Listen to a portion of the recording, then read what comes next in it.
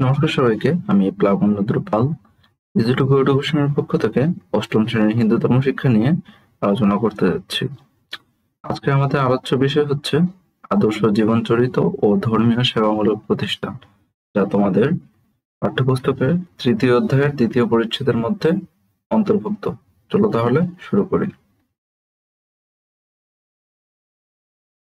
ছবিটিতে দেখতে পাচ্ছি ইন্দ্রাণী তার বাবা মায়ের সাথে তার দাদুর বাড়িতে বেড়াতে গিয়েছে। ইন্দ্রাণী বাবা মায়ের সঙ্গে দাদুর বাড়িতে বেড়াতে যাচ্ছে। কতদিন ধরে তার জন্য তোড়জোড়, ছুটি নেওয়া, কেনাকাটা, গোছগাছ, বাসের টিকিট কাটা, কত প্রস্তুতি। শেষ পর্যন্ত নির্দিষ্ট দিনে তারা রওনা দিল। বাসে ওঠার সময় বাবা বললেন, তাড়াহুড়ো করো না, আগে লোকজনকে নামতে দাও, তারপরে ওঠো। বাসে উঠে ইন্দ্রাণীর জানালার পাশের সিটটায় বসার ইচ্ছে হয়েছিল, কিন্তু সেখানে এক ভদ্রমহিলা বসেছিলেন। তিনি বললেন, তুমি চাইলে এখানটায় বসতে পারো। ও খুব খুশি হয়ে তাকে ধন্যবাদ দিয়ে জানালার পাশে গিয়ে বসলো। একটু পরেই গুড়ি গুড়ি বৃষ্টি নামলো। সকাল থেকে আধ ভ্যাপসা গরম। এই বৃষ্টিটা ওর কি যে ভালো লাগলো। ইন্দ্রাণী জানালা দিয়ে হাত বাড়িয়ে বৃষ্টির জল গায়ে মাখতে চাইল, কিন্তু পাশের সিট থেকে ভদ্রমহিলা বলে উঠল, হাতটা ভেতরে ঢোকাও, চলন্ত গাড়িতে এরকম করা খুবই বিপজ্জনক। ইন্দ্রাণী একটু বিব্রত হলো এবং বলল, সত্যিই তো। একটু পরে ঝমঝমিয়ে বৃষ্টি এলো। বৃষ্টির ছাট ওর শরীরেও লাগছিল। আহ, কি আরাম। কিন্তু মা বললেন, জানালাটা বন্ধ করো, অন্যদের অসুবিধা হচ্ছে। বাসটা যখন ওর দাদু বাড়ির স্টপেজে থেমেছে, বৃষ্টিটা তখন আর নেই। ইন্দ্রাণীর ইন্দ্রাণীরা বাস থেকে নামছে। ওর ইচ্ছে ছিল বাসের দরজা থেকে এক লাফে নামবে। ঠিক তখনই বাবা পেছন থেকে বলল, বাম পা আগে দেবে, তারপরে ডান পা। উফ, কত যে নিয়ম কানুন। ইন্দ্রাণীর কণ্ঠে বিরক্তি। মা বললেন, সব জায়গার মতন পথে বের হবারও কিছু নিয়ম কানুন থাকে। নিয়ম মেনে চলাটা একটি অসুবিধের বলে মনে হয়, কিন্তু কোনো নিয়ম না থাকলে পদে পদে অসুবিধে হতে থাকে। ইন্দ্রাণী নিজের আচরণের জন্য লজ্জিত হয়ে বাবা মায়ের কাছে দুঃখ প্রকাশ করল। মা হাসলেন, বাবা ওর হাত ধরলেন এবং বললেন, ঠিক আছে, চলো এবার। ইন্দ্রাণীর মতন আমাদেরও হয়তো মাঝে মাঝে নিয়ম কানুন মানতে অসুবিধা বোধ হয়, কিন্তু কোনো নিয়ম না থাকলে বেড়াতে যাওয়াই হোক কি বিশ্ববিদ্যালয়ের ক্লাস করাই হোক কি বিদ্যালয়ের ক্লাস করাই হোক, কত যে অসুবিধা হয় তা তো আমরা সবাই বুঝি। আজকে আমরা ক্লাসের বাইরে ক্লাস করব, অর্থাৎ ফিল্ড ট্রিপে যাব।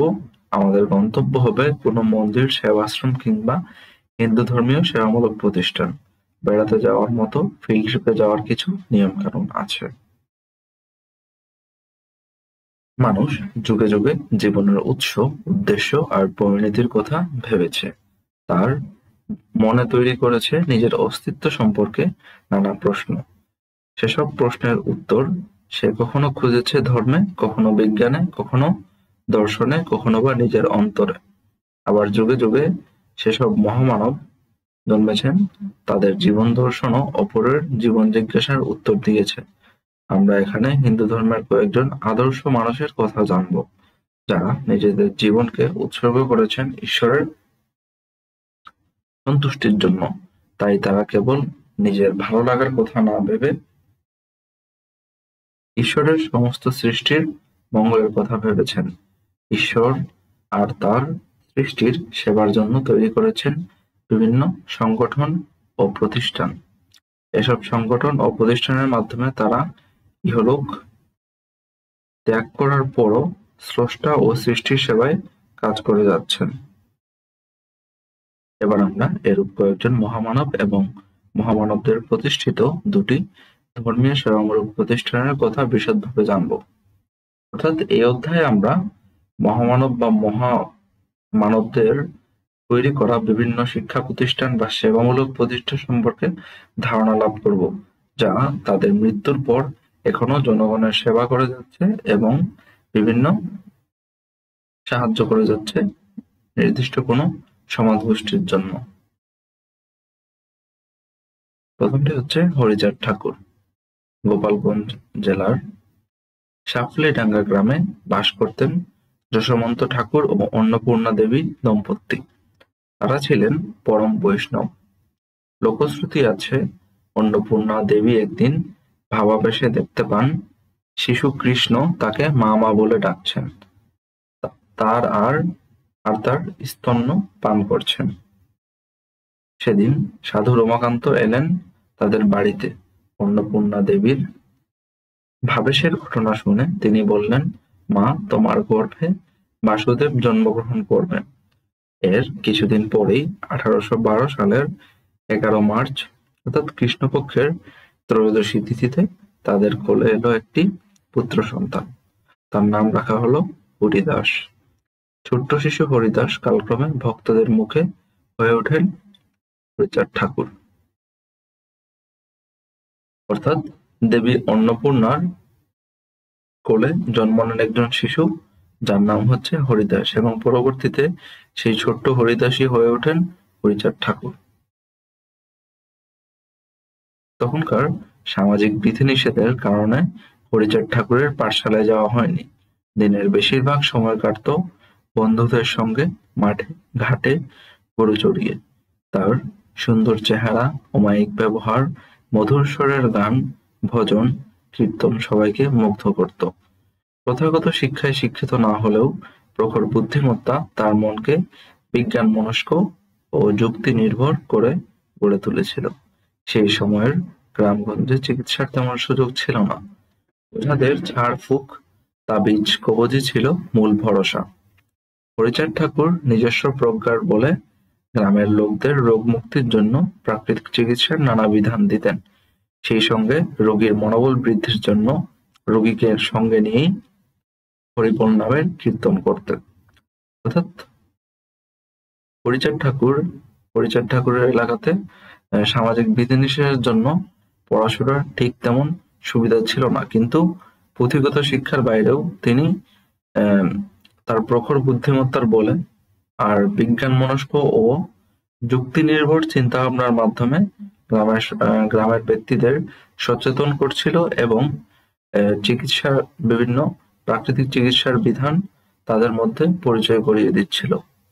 সেই সঙ্গে রোগীর মনোবল বৃদ্ধির জন্য রোগীকে নিয়ে হরিবোল নামের কীর্তন করতেন। এই চিকিৎসা এবং নাম কীর্তনের ফলে রোগীর মানসিক শান্তি বেড়ে যেত, যার ফলে অধিকাংশ রোগেরই উপশম হতো। তিনি অবৈজ্ঞানিক চিকিৎসায় বিশ্বাসী ছিলেন না, কিন্তু হরিনামে ছিল তার অগাধ বিশ্বাস। লোকে যে কোনো সমস্যা নিয়ে তার কাছে এলে তিনি মন প্রাণ দিয়ে হরিনাম করতে বলতেন। তাতেই ঘটত আশ্চর্য ঘটনা। গিরিধর বালার জ্বর সেরে গেল, গোস্বামী গোলকের গলার ব্যথার নিরাময় হলো, মৃত্যুঞ্জয় বিশ্বাসের পিত্ত যন্ত্রণার অবসান হলো, অন্ধ রামধন ফিরে পেল দৃষ্টিশক্তি। এমনকি কবি আনন্দ সরকারের পুত্র লাভ হলো। লোকমুখে রটে গেল হরিচাঁদ অলৌকিক ক্ষমতার অধিকারী। অর্থাৎ হরিচাঁদ ঠাকুরের সাধারণত চিকিৎসা এবং নাম কীর্তন এই দুই মাধ্যমে রোগীর মানসিক শক্তি বৃদ্ধি করত। এর ফলেই বিভিন্ন জটিল রোগের উপশম হয়ে যেত। এর কিছু উদাহরণ দেওয়া আছে, যেমন হচ্ছে গিরিধর গোস্বামী, এরপর মৃত্যুঞ্জয় বিশ্বাসের পিত্ত যন্ত্রণা ইত্যাদির অবসান তিনি ঘটান।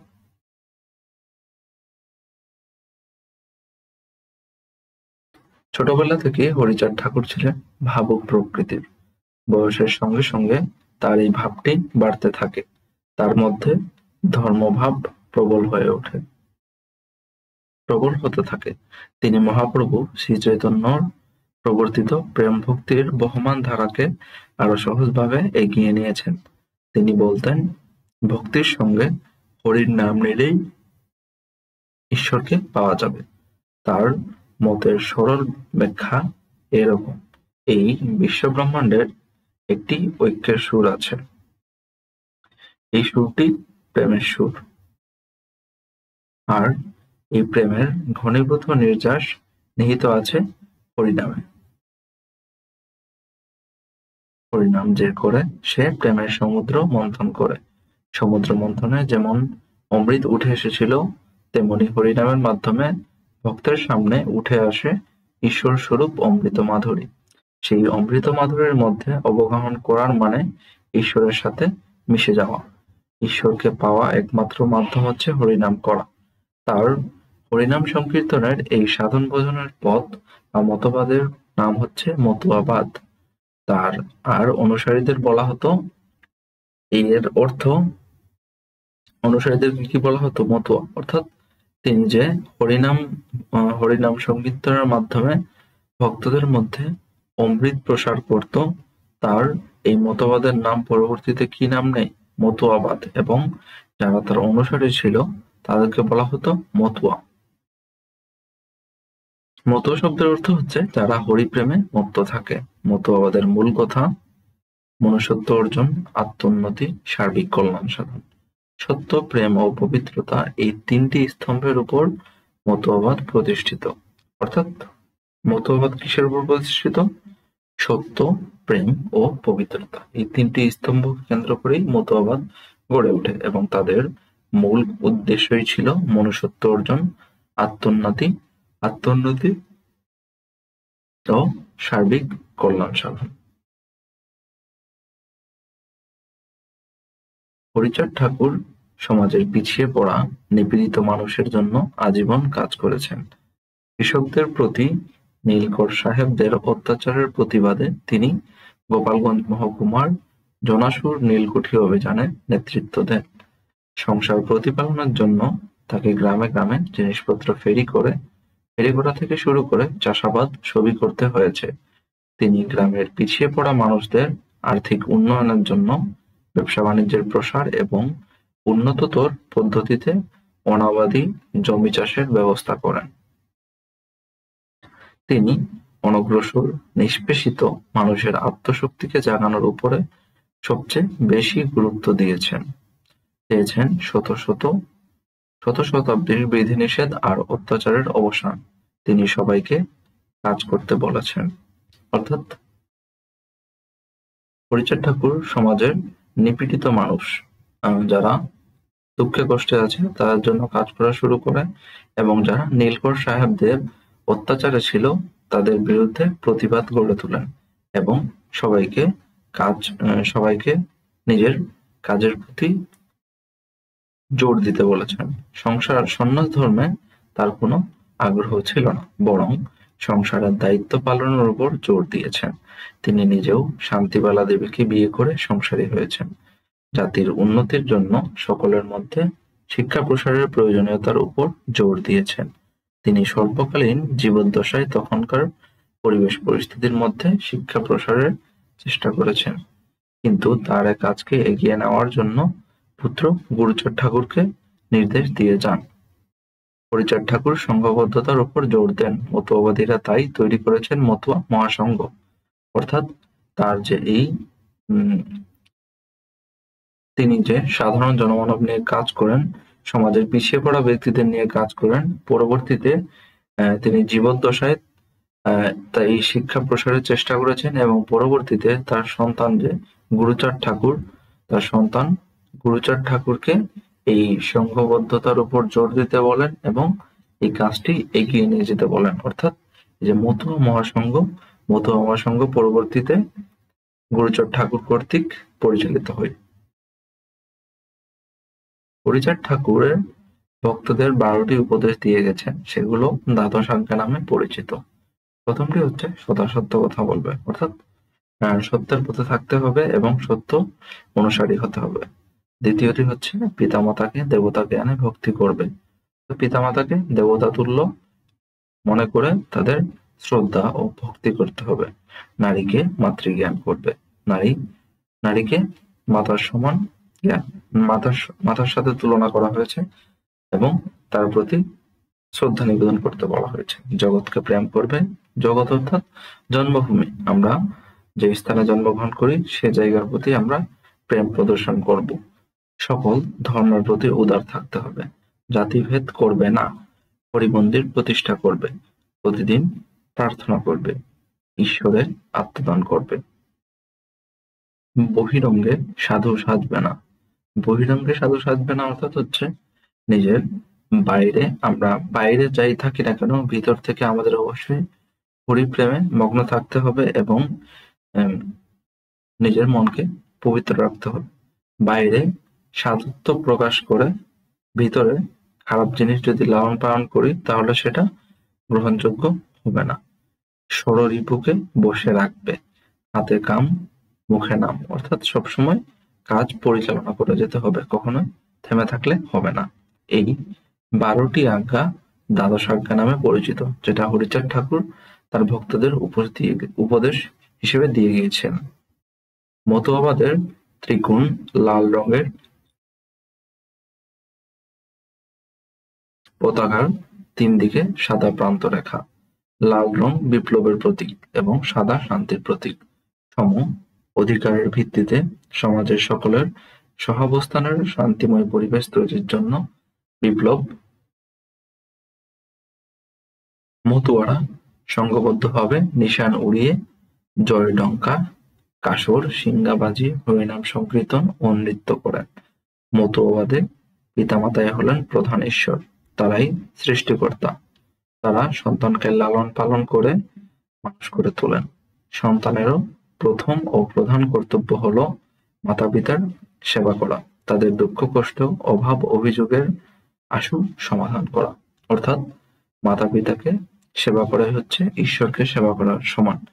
মাতা পিতাকে সৃষ্টিকর্তার স্বরূপ জ্ঞান করতে হবে এবং তাদের সেবায় নিজের সর্বস্ব দান করতে হবে। তাদের দুঃখ কষ্ট অভাব অভিযোগ দূর করা আমাদের একমাত্র প্রধান এবং একমাত্র কর্তব্যের মধ্যে পড়ে। সমস্ত মানুষের সমানাধিকার প্রতিষ্ঠাই মতুয়া ধর্মের মূল উদ্দেশ্য। অর্থাৎ সমাজে বসবাসকারী সকল পর্যায়ের মানুষদের সমান অধিকার যেন পায়, সেই সমান অধিকার প্রতিষ্ঠার জন্যই মতুয়া ধর্ম বা মতুয়া ধর্মগোষ্ঠীর মানুষরা কাজ করে গেছে। নারীর প্রতি সমাজে বিদ্যমান বৈষম্যের বিরুদ্ধে হরিচাঁদ ঠাকুর মত জানিয়েছেন। তিনি বলেন, নারীকে অবজ্ঞা করে আদর্শ গার্হস্থ্য ধর্ম প্রতিষ্ঠা করা যায় না। নারী গৃহের কেন্দ্রস্থল। নারীকে নিয়ে ধর্মপথে অগ্রসর হতে হয়। এজন্যই তিনি নারী শিক্ষা, নারীর মর্যাদা দান ও অধিকার রক্ষার জন্য সবাইকে নির্দেশ দিয়েছেন। 1878 খ্রিস্টাব্দের 6 মার্চ হরিচাঁদ ঠাকুর ইহলীলা সংবরণ করেন।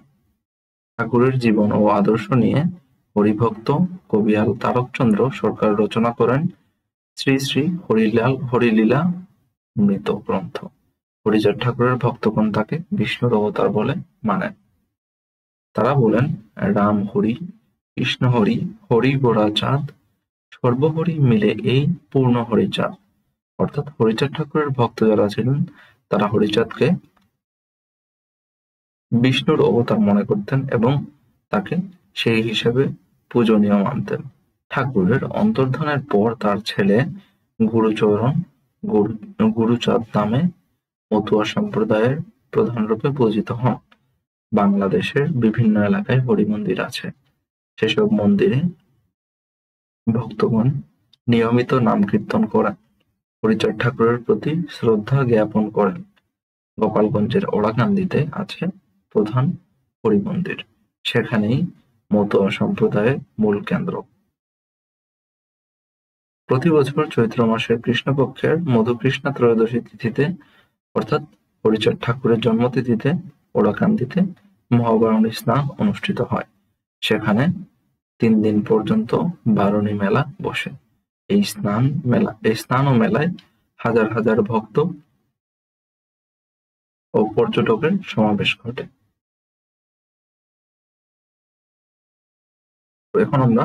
এতক্ষণ আমরা পড়লাম হরিচাঁদ ঠাকুর সম্পর্কে, এখন পড়ব মা আনন্দময়ী সম্পর্কে। 1896 সালের 30 এপ্রিল সন্ধ্যা ব্রাহ্মণবাড়িয়া তৎকালীন ত্রিপুরা জেলার খেওড়া গ্রামের আকাশ ছিল মেঘাচ্ছন্ন। এক সময় আকাশ জুড়ে দেখা দিল আলোক ছটা। এমন একটা সময় বিপিন বিহারী ভট্টাচার্যের পত্নী মোক্ষদা সুন্দরীর কোল আলো করে জন্ম নিলেন শিশুকন্যা নির্মলা। এই নির্মলা একদিন মা আনন্দময়ী নামে সারা বাংলাদেশে ও ভারতবর্ষে আলো ছড়ান। 5 বছরের নির্মলা একদিন বাবার কাছে জানতে চান হরিনাম করলে কি হয়। বাবা বিপিন বিহারী বলেন, হরির নাম করলে হরিকে দেখা যায় মা। মেয়ে আবার প্রশ্ন করে, হরি কি খুব বড় বাবা? বাবা বলেন, হ্যাঁ, হরি যে খুব বড়। ছোট্ট নির্মলা বুঝতে পারে না এই খুব বড়টা কত বড়। শেষ পর্যন্ত সামনের মাঠটা দেখে জিজ্ঞেস করেন, এই মাঠের মতো বড়? হেসে ফেলেন বিপিন বিহারী, বলেন, এর চেয়ে অনেক বড়। তুই তাকে ডাকলেই জানতে পারবি তিনি কত বড়। বাবার কথা শুনে ছোট্ট মেয়েটি মনে প্রাণে হরিকে ডাকতে থাকে। হরিনাম কীর্তন তাকে আনন্দ দিল। গ্রামের পাঠশালায় নির্মলার পড়াশোনা শুরু হলেও তা বেশি দূর এগোয়নি। 14 বছর বয়সে তার বিয়ে হয় রমণীমোহন চক্রবর্তীর সঙ্গে। রমণীমোহনকে তিনি ডাকতেন ভোলানাথ নামে। পরে তিনি ওই নামেই পরিচিত হয়েছিলেন। ভোলানাথ বাজিতপুরে চাকরি করতেন। বিয়ের প্রায় 10 বছর পর নির্মলা স্বামীর কর্মস্থলে যান। সেখানে তার মধ্যে ক্রমশই দিব্যভাব প্রকাশিত হতে থাকে। কোথাও কৃষ্ণনাম শুনলে তিনি আকুল হয়ে যান। একবার ভূদেবচন্দ্র বসুর বাড়িতে কীর্তন শুনতে শুনতে নির্মলা অজ্ঞান হয়ে যান। তখন তার দেহ থেকে দিব্য আলো বিচ্ছুরিত হচ্ছিল। এভাবে নির্মলার মধ্যে মহাভাবের শুরু হয়। মা আনন্দময়ীর পুরো জীবন জুড়ে রয়েছে নানা রকম অলৌকিক ঘটনার জনশ্রুতি। 1924 সালে ভোলানাথ নবাবের বাগানে চাকরি নিয়ে ঢাকার শাহবাগে চলে আসেন। সঙ্গে আসেন নির্মলাও। এই শাহবাগের কালী মন্দিরে নির্মলার মধ্যে মাতৃমূর্তি প্রকটিত হয়। নির্মলা নিজের যোগ বিভূতির ঐশ্বর্যে হয়ে উঠলেন মা আনন্দময়ী। এখানেই তার সাধন ভজন চলতে থাকে। 1926 সালে সিদ্ধেশ্বরীতে তার আশ্রম প্রতিষ্ঠিত হয়। মা আনন্দময়ী মায়ের আদি আশ্রম ছিল এটি। ঢাকার নবাবের মেয়ে পেরি বেনু মাকে অত্যন্ত ভক্তি করতেন। 1927 সালে তিনি নিজের পুত্র ও কন্যার বিয়েতে মা আনন্দময়ীকে বিশেষ আমন্ত্রণ জানান। তিনি বিয়েতে আসেন। পেরি বানুর সঙ্গে মায়ের কণ্ঠে কীর্তন শুনতে এসেছিলেন দেশবন্ধু চিত্তরঞ্জন দাশের স্ত্রী বাসন্তী দেবী। আনন্দময়ী মায়ের সর্বাঙ্গে এক দিব্যভাব, মুখমণ্ডলে এক স্বর্গীয় সুষমা। বাসন্তী দেবী স্থির দৃষ্টিতে তাকিয়ে আছেন মা আনন্দময়ীর দিকে, আর কোনো দিকেই তার লক্ষ্য নেই। পরে এর কারণ জানা গেল। চিত্তরঞ্জন দাশের মৃত্যুর কয়েকদিন আগে আনন্দময়ী মাকে তিনি স্বপ্নে দেখেছিলেন। স্বপ্নে মা তাকে জানিয়েছিলেন বাসন্তী দেবীর ভয়ানক বিপদ আসছে, অথচ তখন অবধি তিনি মাকে চিনতেন না। 1932 সালে মা আনন্দময়ী স্বামী সহ চলে যান উত্তর ভারতের দেরাদুনে। দিব্যভাবের পরিচয় পেয়ে সেখানকার অনেকেই তার ভক্ত হয়ে ওঠেন। অনেক নগর জনপদ তীর্থ ভ্রমণ করে অনেক মানুষকে কৃপা করেন মা আনন্দময়ী। আসেন হরিদ্বারে। দেরাদুনে যাওয়ার বছর 5 পরে সেবার কুম্ভ মেলায় যোগ স্নানে ভক্তদের নিয়ে মা এসেছেন। উঠেছেন ভক্ত ডাক্তার পীতাম্বর পন্থর বাড়িতে। গঙ্গা তীরে ডাক্তার পন্থের বাড়িকে মা আনন্দময়ী সেবাশ্রম করে গড়ে তুলেছিলেন। এখানে আসার 2-1 দিন পরেই মা হঠাৎ অসুস্থ হয়ে পড়েন। চিকিৎসকেরা মায়ের ক্যান্সার হয়েছে বলে সন্দেহ প্রকাশ করলেন। ফলে সকলেই উদ্বিগ্ন দিশেহারা। সবাই ধরে নিলেন মাকে এবার আর বাঁচানো যাবে না। একদিন মা ভক্ত অভয়কে নাম কীর্তন করার নির্দেশ দিলেন। কীর্তনানন্দে সবাই ভেসে গেলেন, একসঙ্গে ভেসে গেল মায়ের রোগ ব্যাধিও। মা আনন্দময়ীর কাছে জগৎ নিত্যময়। মাটিতে একটি বীজের যখন অঙ্কুরোদ্গম হয়, সেটা কিন্তু তখন নৃত্যের ভঙ্গিমায় বেড়ে ওঠে। গাছটি বেড়ে উঠতে উঠতে একটা সময় সেই মাটিতেই মিলিয়ে যায়। তিনি বলেছেন যে এই তরঙ্গরূপ নৃত্য যা থেকে শুরু হয় একসময় স্থিমিত হয়ে আবার তাতেই মিলে যায়। অর্থাৎ এখানে মানুষের জীবনকে একটি বীজের অঙ্কুরোদ্গমের সাথে তুলনা করা হয়েছে। যেভাবে বীজ অঙ্কুরোদ্গম হয়ে উপরের দিকে উঠতে থাকে, তাকে নৃত্যের ভঙ্গিমার সাথে তুলনা করা হয়েছে, এবং গাছটি যখন বেড়ে ওঠে সেই মাটিতে বেড়ে ওঠে এবং পরবর্তীতে গাছটি সেই মাটিতেই মিলিত হয়ে যায়। এবং এই যে একসময় তার যে স্থিমিত হওয়াকে মানুষের জীবাত্মার সাথে তুলনা করা হয়েছে। তার এই ভাব মূলত জীবাত্মা এবং পরমাত্মার সম্পর্কেরই রূপ। তার মতে ভগবানের খেলা, লীলা, সৃষ্টি, স্থিতি, লয় সবই নৃত্যরূপে প্রকাশ। অর্থাৎ তার মতে ঈশ্বরের যে লীলা খেলা অথবা সৃষ্টি বা লয় আর স্থিতি, অর্থাৎ এই তিনটি বিষয় সব হচ্ছে নৃত্যরূপে প্রকাশ পায়। নৃত্যশিল্পী পণ্ডিত উদয়শঙ্করও নৃত্য সম্পর্কে মায়ের বিশ্লেষণ শুনে মুগ্ধ হয়েছিলেন। ছবিটিতে আমরা মা আনন্দময়ীকে দেখতে পাচ্ছি। মা আনন্দময়ী বলতেন, সংসারটা ভগবানের। যে যেই অবস্থায় আছে সেই অবস্থা থেকে কর্তব্য কর্ম করে যাওয়াই মানুষের কর্তব্য। এটাই মায়ের মুখ্য বাণী। মা আনন্দময়ীর আরো কিছু বাণী। ভেতরে যেমন অজ্ঞানের পর্দা আছে, জ্ঞানের দরজাও আছে। পাথর দেখলে বিগ্রহ নেই, আর বিগ্রহ দেখলে পাথর নেই। যিনি অখণ্ডরূপে প্রভু, তিনি খণ্ডরূপে দাস। ভগবানের রাজ্যে প্রত্যেকটার সঙ্গে প্রত্যেকটার যোগ, নিত্য যোগ। কর্ম করে কে? কর্ম তিনি করেছেন, ফলে তিনি ভোগ করছেন। অর্থাৎ কর্মের সাথে কর্মফলের যে সম্পর্ক, সেটা স্থাপিত হয়েছে। মা আনন্দময়ী তৎকালীন ভারতবর্ষের জনগণকে ভগবতমুখী করার কাজ অক্লান্ত পরিশ্রম করেছেন। তিনি পুরো উপমহাদেশে অনেকবার ভ্রমণ করেছেন। তিনি অন্যান্য দেশেও গিয়েছেন। ভারতীয় সংস্কৃতির মর্মস্থল সহস্র রীতির তপভূমি নৈমিষারণ্যকে তিনি জাগরিত করেন। এখন সেখানে কীর্তন, নাচ গান, ধর্মগ্রন্থ পাঠ, সৎসঙ্গ ইত্যাদি কর্মকাণ্ড চলছে। এভাবে তিনি ভারতের বিভিন্ন স্থানের ম্লান হয়ে ওঠা এবং হারিয়ে যাওয়া ধর্মস্থানকে জাগ্রত করেছেন। সেখানে যাগযজ্ঞ, মন্দির, বিগ্রহ প্রতিষ্ঠার মধ্য দিয়ে লক্ষ লক্ষ মানুষকে সনাতন ধর্মের ভাবধারায় একাত্ম করেছেন। বাংলাদেশের রমনা ও খেওড়ার দুটি আশ্রম সহ ভারতের বিভিন্ন স্থানে তার নামে প্রায় 25টি আশ্রম, বিদ্যাপীঠ, হাসপাতাল ইত্যাদি প্রতিষ্ঠিত হয়েছে। অর্থাৎ বাংলাদেশে তার মূলত বেশিরভাগ আশ্রম কোথায় আছে? ভারতে। প্রায় 23টির মতো আশ্রম ভারতে, এবং বাংলাদেশে 2টি আশ্রম, রমনা ও খেওড়ার 2টি আশ্রম বিদ্যমান রয়েছে।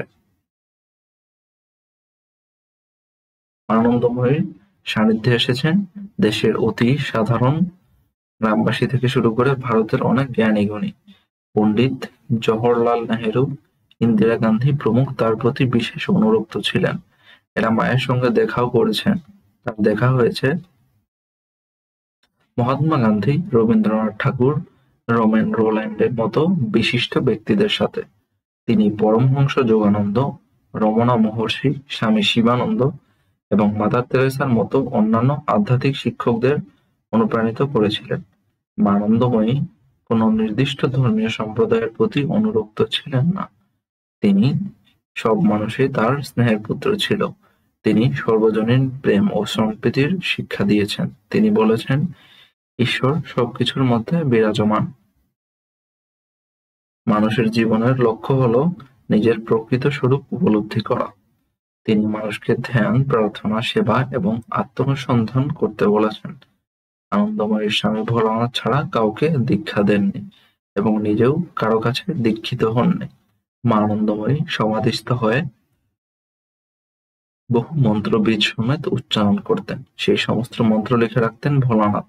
মা বলতেন, যখন কেউ দীক্ষা নিতে আসবে তখন এই মন্ত্রই তাদের দেবে। তবে তিনি বলতেন, স্থূলভাবে দীক্ষা প্রয়োজন, সকলের জন্য সব না। অর্থাৎ তিনি মনে করতেন যে ঈশ্বর আমাদের আশেপাশে, প্রকৃতির মধ্যে ঈশ্বরের বিরাজমান রয়েছে। ঈশ্বর আমাদের আশেপাশে সবকিছুর স্বরূপ উপলব্ধি করছেন এবং মানুষের মধ্যেই ঈশ্বর বিদ্যমান। অর্থাৎ মানুষকে সেবা করা, মানুষের প্রার্থনা করা, মানুষের মঙ্গল করার মাধ্যমে ঈশ্বরের প্রতি সেবা নিবেদিত হয়। এবং তার স্বামী ভোলানাথ মা আনন্দময়ী যখন সমাধিস্থ হয়ে বিভিন্ন মন্ত্র উচ্চারণ করতেন, ভোলানাথ সেগুলো লিখে রাখতেন, সেই মন্ত্রগুলো লিখে রাখতেন এবং পরবর্তীতে যদি কেউ দীক্ষা নিতে আসে তাদেরকে এই মন্ত্রের মাধ্যমে দীক্ষা দেওয়া হবে বলে তিনি মা আনন্দময়ীকে জানান। মা আনন্দময়ী 1982 সালের 27 আগস্ট দেহত্যাগ করেন। কথিত আছে নিজের বিদায় ঘণ্টি তিনি নিজেই স্থির করেন। তার সমাধি মন্দিরের অবস্থান উত্তর ভারতের হরিদ্বারে কনকল আশ্রমে, গঙ্গার তীরে। প্রতি বছর হাজার হাজার তীর্থযাত্রী সেখানে যান। মায়ের শিক্ষা এবং উত্তরাধিকার বিশ্বজুড়ে যারা জীবনে শান্তি, আনন্দ এবং জ্ঞানের সন্ধান করে তাদের অনুপ্রাণিত করে। শ্রীল ভক্তি বেদান্ত স্বামী প্রভুপাদ। এতক্ষণ আমরা হরিচাঁদ ঠাকুর এবং মা আনন্দময়ী নিয়ে পড়াশোনা করলাম। এখন আমরা শ্রীল ভক্তি বেদান্ত স্বামী প্রভুপাদ সম্পর্কে জানবো এবং তার শিখিয়ে যাওয়া শিক্ষা আমরা জীবনে কিভাবে প্রয়োগ করে উন্নতি সাধন করতে পারবো এ নিয়ে বিশদ আলোচনা করব। 1896 সালের 1 সেপ্টেম্বর কলকাতার টালিগঞ্জ এলাকার মামার বাড়িতে জন্ম নেয় এক শিশু। মামা শিশুটির নাম রাখেন নন্দদুলাল। নন্দদুলালের বাবা গৌরমোহন দে আর মা হচ্ছে রজনী দেবী। তারা শিশুটির নাম রাখেন অভয়চরণ। তাদের বসবাস কলকাতার হ্যারিসন রোডে। অনেক পরে শিশুটির পুরো নাম হয়েছিল কৃষ্ণকৃপা শ্রীমূর্তি অভয় চরণারবিন্দ শ্রীল ভক্তিবেদান্ত স্বামী প্রভুপাদ। স্বামী প্রভুপাদ প্রতিষ্ঠা করেছিলেন international society for Krishna consciousness, অর্থাৎ হচ্ছে ইসকন, ISCON, যাকে বলে আন্তর্জাতিক কৃষ্ণ ভাবনামৃত সংঘ। তিনি ভক্তিযোগের শিক্ষা সারা বিশ্বে ছড়িয়ে দিয়েছিলেন। শৈশব অভয়চরণ সম্পর্কে জ্যোতিষী ভবিষ্যৎবাণী করেছিলেন, শিশুটির বয়স যখন 70 হবে তিনি সাগর পাড়ি দিয়ে বিদেশ যাবেন, এক বিখ্যাত ধর্মপ্রচারক রূপে স্বীকৃতি লাভ করবেন এবং 108টি মন্দির প্রতিষ্ঠা করবেন। এই ভবিষ্যৎবাণীর প্রায় সবটাই তার জীবনে সত্যে পরিণত হয়েছিল। কলকাতার ছেলে অভয়চরণ কেমন করে সারা বিশ্বে কৃষ্ণ ভাবনামৃত ছড়িয়ে দিলেন সে কাহিনী গল্পকেও হার মানায়। গৌরমোহন দে ছিলেন একজন শুদ্ধাচারী বৈষ্ণব। তার ইচ্ছে ছেলে অভয়চরণও তার মতো বৈষ্ণব হোক। এজন্য তিনি ছেলেকে নিয়মিত রাধাকৃষ্ণ মন্দিরে নিয়ে যেতেন। অভয়চরণের মা ছিলেন গৌড়ীয় বৈষ্ণব পরিবারের কন্যা, তাই তার মধ্যে বৈষ্ণব ভাবের প্রকাশও ঘটেছিল। অভয়চরণ শৈশব থেকেই দেখতেন মা কেমন সারল্য ভরে সকলের মঙ্গলের জন্য প্রার্থনা করেন, পূজা পার্বণ করেন। এই ভক্তি ও সারল্য বালক অভয়চরণের মনে গভীর প্রভাব ফেলে। অর্থাৎ অভয়চরণ তার মাকে যখন দেখেন যে তার মায়ের মধ্যে তার মা থেকে হচ্ছে বৈষ্ণব ভাবের যে প্রকাশ ঘটেছিল তা অভয়চরণের মনেও একটি গভীর প্রভাব ফেলে। অভয় যতই বড় হচ্ছিলেন তিনি ভগবানের বিগ্রহের প্রতি ভক্তি বাড়ছিল। 5 বছরের ছোট্ট অভয়কে বাবা 3 ফুট উঁচু একটি রথ বানিয়ে দেন। এরপর অভয়ের অনুরোধে বাবা তাকে রাধা গোবিন্দের বিগ্রহ কিনে দেন।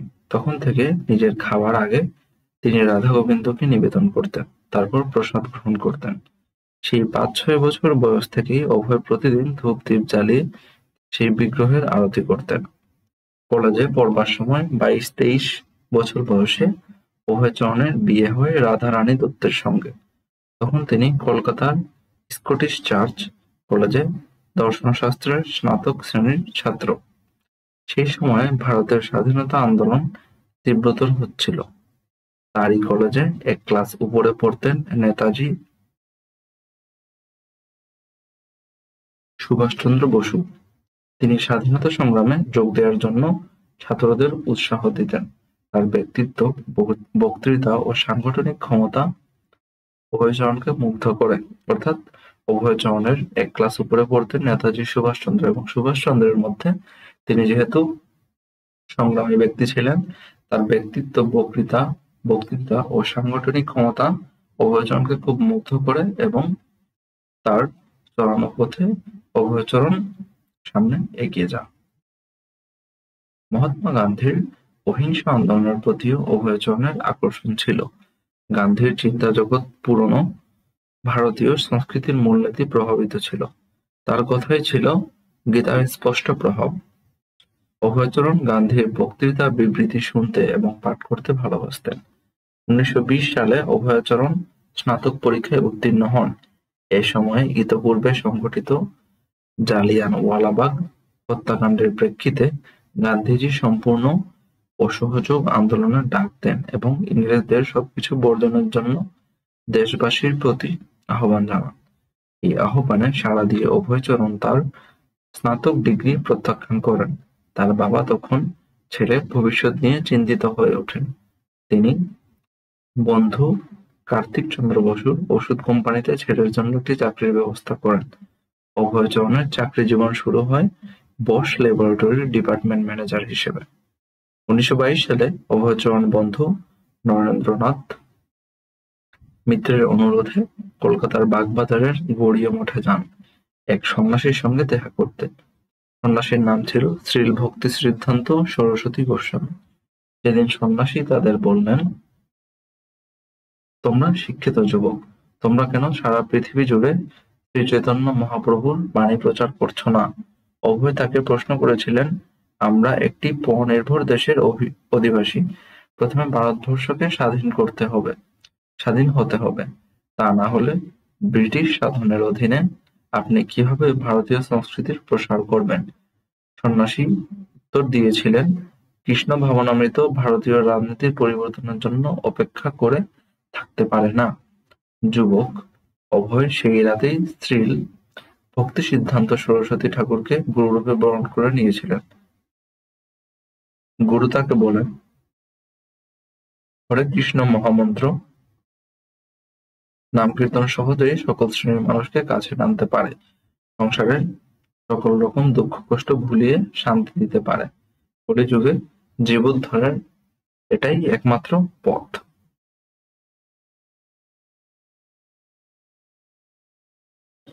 1932 সালে অভয়চরণ চাকুরি সূত্রে সপরিবারে এলাহাবাদ চলে যান। সেখানে তিনি চাকরির পাশাপাশি ব্যবসাও শুরু করেন।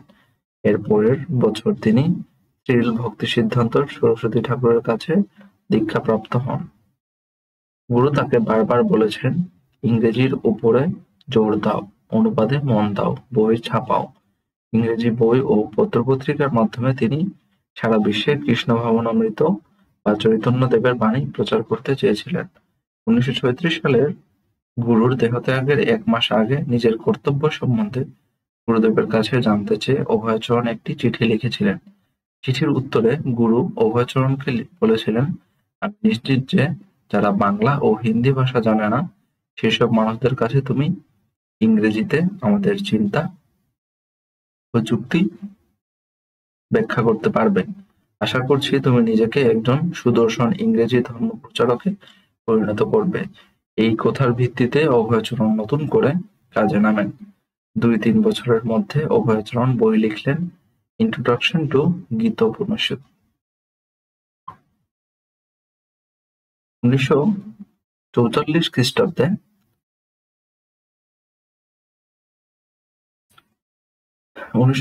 সালে অভয়চরণ ইংরেজি সাময়িকী ব্যাক টু গডহেড প্রকাশনা শুরু করেন। তিনি নিজেই একটি সম্পাদনা করতেন, পাণ্ডুলিপি লিখতেন, প্রুফ যাচাই করতেন, এমনকি প্রতিটি কপি নিজেই বিতরণ করতেন। পত্রিকাটি এখন সারা পৃথিবীতে তার শিষ্যবৃন্দ কর্তৃক মুদ্রিত ও প্রকাশিত হচ্ছে। 1947 সালে পাক ভারত বিভক্তির সময়ে সাম্প্রতিক দাঙ্গায় বহু মানুষের মৃত্যু হয়। সে সময় অভয়চরণ তার পত্রিকায় গান্ধী জিন্নার সাক্ষাৎকার নিবন্ধটিতে লিখেছিলেন, যতদিন পর্যন্ত মানুষ স্বার্থপরতা এবং ইন্দ্রিয় তৃপ্তির বাসনা দ্বারা প্রভাবিত থাকবে, ততদিন সাম্প্রতিক লড়াই চলবেই। পরমেশ্বর ভগবানের সেবা এবং পারমার্থিক উপলব্ধির ভিত্তিতেই কেবল প্রকৃত ঐক্য স্থাপন করা সম্ভব। সে বছরই তার দার্শনিক জ্ঞান ও ভক্তির উৎকর্ষের স্বীকৃতিরূপে গৌড়ীয় বৈষ্ণব সমাজ তাকে ভক্তি বেদান্ত উপাধিতে ভূষিত করেন। 1950 সালে অভয়চরণ সংসার জীবন থেকে অবসর নিয়ে বানপ্রস্থ আশ্রম গ্রহণ করেন। তখন থেকে তিনি লেখা ও পড়ার কাজে আরো বেশি নিবেদিত হলেন। তিনি বৈদিক শাস্ত্র, বিশেষ করে শ্রীমদ্ভগবদ্গীতা এবং শ্রীমদ্ভাগবতের ভাষ্যসহ অনেক বই লিখেছেন। তিনি নিজের পত্রিকা এবং বই তৎকালীন ভারতের বিখ্যাত মনীষীদের কাছে পৌঁছে দিতেন। তাদের মধ্যে উল্লেখযোগ্য মহাত্মা গান্ধী, পণ্ডিত রাধাকৃষ্ণন, লাল বাহাদুর শাস্ত্রী প্রমুখ। এদের সঙ্গে তিনি দেখাও করতেন। এরা তার কাজের উচ্চ প্রশংসা করেছেন। অর্থাৎ তিনি যখন বৈষ্ণব সমাজের কাছে ভক্তি বেদান্ত উপাধি লাভ করেন, তখন তিনি বিভিন্ন শ্রীমদ্ভগবদ্গীতা এবং শ্রীমদ্ভাগবতের ভাষ্য সহ অনেক বই লেখা শুরু করেন এবং বই ছাপানো শুরু করেন। পরবর্তীতে সেগুলো উল্লেখযোগ্য কিছু মনীষীদের কাছে পৌঁছায় এবং তাদের দ্বারা উৎসাহিত হয়ে তিনি পরবর্তীতে আরো বই লেখা শুরু করেন এবং সবাই তার কাজের উচ্চ প্রশংসা করেছিলেন। 1953 সালে তিনি ঝাঁসিতে নিজের প্রথম শিষ্যকে দীক্ষিত করেন। সেখানে তার নিজস্ব কেন্দ্র ও ভক্ত সংঘের শুভ উদ্বোধন হয়, কিন্তু থাকার জায়গা এবং প্রয়োজনীয় সহায়তার অভাবে তিনি ঝাঁসি ত্যাগ করেন। তবে বিশ্বব্যাপী ভক্ত সংঘ গড়ে তোলার পরিকল্পনাটি ত্যাগ করেননি।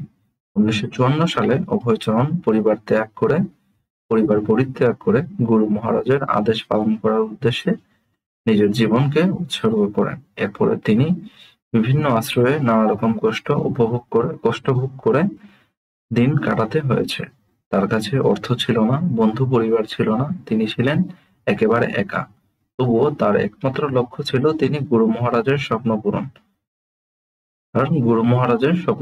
1956 সালে তিনি শ্রী বৃন্দাবন ধামে চলে যান এবং জীবনের উদ্দেশ্য বাস্তবায়নের বিশদ প্রস্তুতি ও অধ্যাপনা শুরু করেন। তিনি সন্ন্যাসধর্মে দীক্ষা নেন। তার নাম হয় অভয়াচরণাবিন্দ ভক্তিবেদান্ত স্বামী। অভয়াচরণাবিন্দ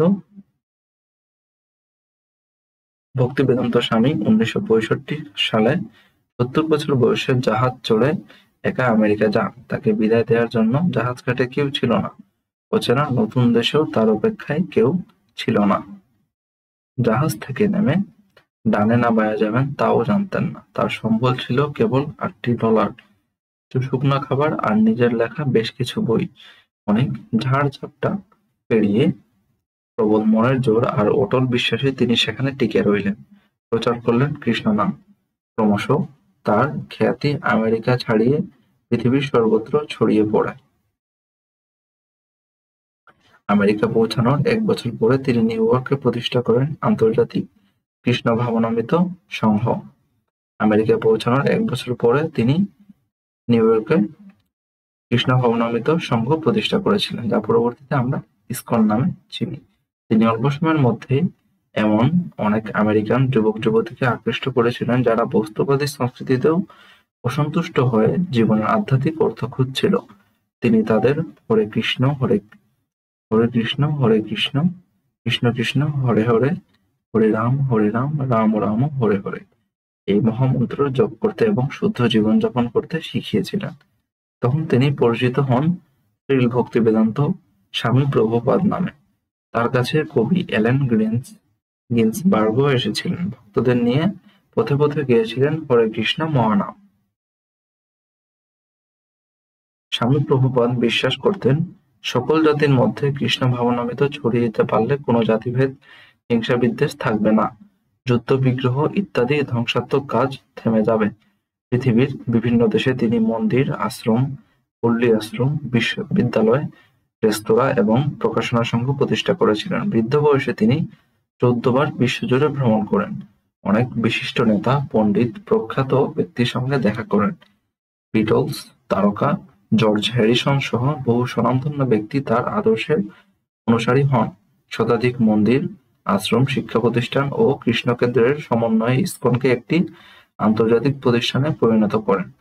বর্তমান বিশ্বের অন্তত 100টি দেশে ইসকনের 700-র বেশি মন্দির আছে। পশ্চিমবঙ্গের নদিয়া জেলার মায়াপুরে ইসকনের প্রধান মন্দিরের অবস্থান। বাংলাদেশের ঢাকা, চট্টগ্রাম, সিলেট প্রভৃতি জেলার শহরে ইসকনের মন্দির আছে। শ্রীল প্রভুপাদের লেখা বইগুলো যেমন জ্ঞানের পাঠ্য, তেমনি সাধারণ মানুষেরও। বহু শিক্ষা প্রতিষ্ঠানে সেগুলো পাঠ্য। বৈদিক দর্শনের এই সমস্ত বই প্রকাশ করছে তারই প্রতিষ্ঠিত প্রকাশনা সংস্থা ভক্তিবেদান্ত বুক ট্রাস্ট। অর্থাৎ তার লেখা যে বইগুলো আছে সেগুলো সাধারণ মানুষের পাশাপাশি, যেগুলো জ্ঞানীরা পাঠ করতে পারেন তাদের পাশাপাশি কি সাধারণ মানুষেরা পাঠ করতে পারেন, এবং তার এই যে সমস্ত বই সংস্করণ বা প্রকাশনার দায়িত্ব কার কাছে ছিল? ভক্তিবেদান্ত বুক ট্রাস্ট। শ্রীল প্রভুপাদ শ্রী চৈতন্য চরিতামৃতের 4টি খণ্ড তাৎপর্য সহ ইংরেজিতে অনুবাদ করেছেন। শ্রীমদ্ ভাগবতের ভাষ্য সহ 18,000 শ্লোকের ইংরেজি অনুবাদ করেছেন, যা 18টি খণ্ডে প্রকাশিত। বৈদিক সংস্কৃতি ও দর্শনের বিভিন্ন বিষয়ে 70টির বেশি বই অনুবাদ করেছেন ও লিখেছেন। এই বইগুলি 80টির বেশি ভাষায় অনূদিত হয়েছে। শ্রীল প্রভুপাদ 1972 সালে আমেরিকার ডালাসে গুরুকুল বিদ্যালয় প্রতিষ্ঠা করেন। এর মাধ্যমে প্রাথমিক ও মাধ্যমিক স্তরে বৈদিক শিক্ষা ব্যবস্থার প্রচলন হয়। আজ পৃথিবীর 15টি গুরুকুল বিদ্যালয়ে ছাত্রের সংখ্যা 1000-এর বেশি। 1977 সালের 14 নভেম্বর শ্রীল প্রভুপাদ শ্রীধাম বৃন্দাবনে ইহলীলা সংবরণ করেন। সেখানকার কৃষ্ণ বলরাম মন্দিরে তিনি সমাধিস্থ আছেন। অর্থাৎ আমরা শ্রীল প্রভুপাদের